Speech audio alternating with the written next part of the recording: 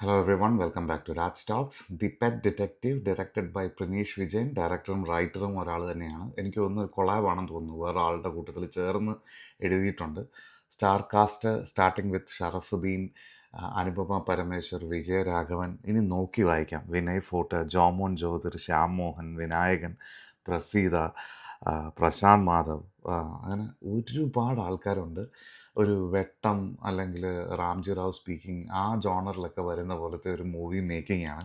അതായത് ഒരുപാട് പാരലൽ ട്രാക്കൊക്കെ പറഞ്ഞ് ഈ ആൾക്കാരുടെയൊക്കെ കണക്ഷൻ കൊണ്ടുവന്ന് ഏറ്റവും അവസാനം ഒരു കൾമിനേഷൻ പോയിന്റ്, ചിലപ്പോൾ ഒരു ഫാക്ടറി ആയിരിക്കാം ഇതിനകത്ത്, അല്ലെങ്കിൽ ഒരു ആളൊഴിഞ്ഞ ബിൽഡിംഗ് ആയിരിക്കാം ഇതിനകത്ത്. പക്ഷേ ഒരു വേറൊരു ലൊക്കേഷനൊക്കെ പിടിച്ചിട്ട് എല്ലാവരും കൂട്ടത്തിൽ വന്ന് അവസാനം ഒരു അടി, വെടി, പുക, കലാശക്കൊട്ട്, അങ്ങനെയൊക്കെ വന്ന് നിൽക്കുന്ന ഒരു പടം. പക്ഷേ ഈ പടത്തിൻ്റെ ആദ്യത്തെ പേര് അനൗൺസ്മെൻറ്റ് ചെയ്യുമ്പോൾ, ദ പെറ്റ് ഡിറ്റക്റ്റീവ് എന്നുള്ള പേര് അനൗൺസ് ചെയ്യുമ്പോൾ, എയ്സ് വെഞ്ചൂറ 1995 പുറത്ത് വന്നിട്ടുള്ള മറ്റേ ജിം ക്യാരിയുടെ പടമുണ്ട്.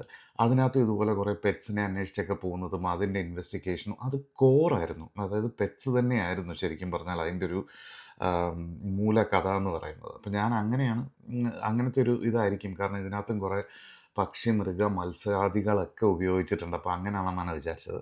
പക്ഷെ അതിൽ നിന്നൊക്കെ വ്യതിചലിച്ച് വേറെ കുറേ അധോലോകം, മെക്സിക്കൻ 2005 ഫ്ലാഷ് ബാക്ക്, ഒരു സൈക്കോ, ഒരു കില്ലറുണ്ട്, അങ്ങനെ കുറേ കഥകൾ പറഞ്ഞ് ഒരുപാട് നല്ല ശ്രമങ്ങളുണ്ട്. പക്ഷേ എനിക്ക് മൊത്തത്തിൽ അങ്ങനെ ഭയങ്കരമായിട്ട് എൻജോയ് ചെയ്ത ഒരു ഫൺ റൈഡാണോ എന്ന് ചോദിച്ചാൽ എനിക്ക് അങ്ങനെ ഒരു അഭിപ്രായം എൻ്റെ പേഴ്സണൽ ഇതിലില്ല. ഒരു പക്ഷേ നിങ്ങൾക്കത് ഇഷ്ടപ്പെട്ടേക്കാം, നിങ്ങൾ കണ്ട് വിലയിരുത്തുക. എനിക്ക് അവിടെ ഇവിടെയൊക്കെ നന്നായി വർക്കായ കോമഡികളുണ്ട്. പക്ഷെ മൊത്തത്തിൽ നോക്കുകയാണെങ്കിൽ ആസ് എ പാക്കേജ് അങ്ങ് പൊട്ടിച്ചിരിപ്പിച്ച് ഭയങ്കരമായിട്ട് എൻജോയ് ചെയ്ത് അങ്ങനെ ഒരു മിന്നിച്ചൊരു പടമായിട്ട് എനിക്ക് തോന്നിയില്ല. എനിക്കങ്ങനെ ഒരുപാട് സ്ഥലങ്ങൾ വർക്കായില്ല, ഒരുപാട് കോമഡികൾ ശരിക്കും വർക്കായിട്ടില്ല.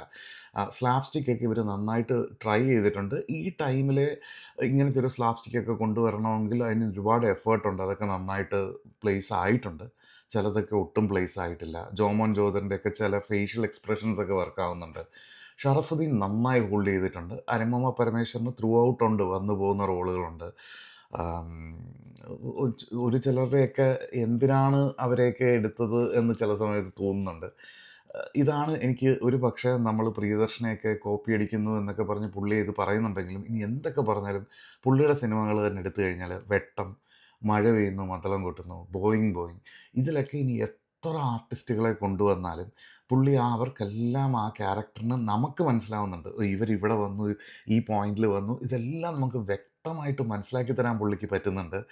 ഈവൻ സിദ്ദിഖ് ലാൽ സിനിമകളിലും അങ്ങനെ തന്നെയാണ്. എത്ര ക്യാരക്ടേഴ്സ് വന്നാലും അവരൊക്കെ ആരാണ്, ആ കറക്റ്റ് ഐഡൻറ്റിഫിക്കേഷൻ, കഥയിൽ എങ്ങനെയൊക്കെ വന്നു പോകുന്നു, ഇതെല്ലാം കിടിലമായിട്ട് നമുക്ക് മനസ്സിലാവും. വെട്ടത്തിലൊക്കെ ഒരുപാട് ക്യാരക്ടേഴ്സ് ഉണ്ട് ഈ സിനിമയിലുള്ളതുപോലെ തന്നെ.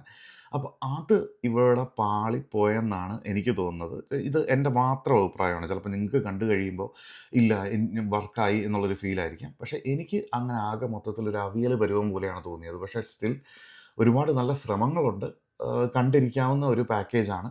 പക്ഷെ ഒരുപാട് എക്സൈറ്റ് ചെയ്യിപ്പിച്ചില്ല. കുറച്ചുകൂടെ ബെറ്റർ ആക്കാമായിരുന്നു എന്നുള്ളതാണ്.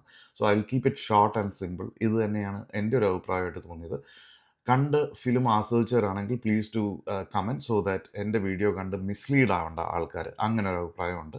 So please do that. Thank U.